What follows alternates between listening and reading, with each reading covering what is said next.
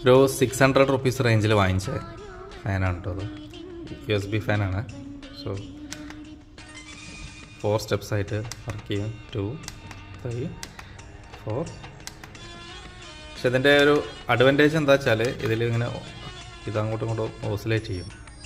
So സാധാരണ ഇത്തരം ചെറിയ ഫാനുകളിൽ കാണാത്ത ഒരു സംഗതിയാണ് ഇതിലുള്ളത്.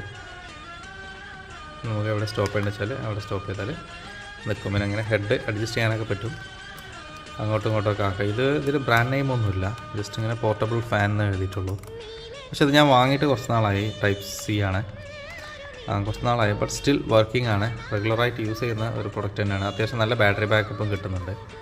നമ്മൾ കറണ്ടൊക്കെ പോയിട്ട് യൂസ് ചെയ്യുകയാണെങ്കിൽ നമുക്കിതൊരു 4 to 5 hours വരെ കിട്ടുന്നുണ്ട്. അത് കഴിഞ്ഞാൽ പിന്നെ പവർ ബാങ്ക് വെച്ചിട്ട് അത് ചാർജ് ചെയ്യാനും പറ്റും. സോ അങ്ങനെയൊക്കെ വെച്ച് നോക്കുമ്പോൾ നല്ലൊരു പ്രൊഡക്റ്റാണ്.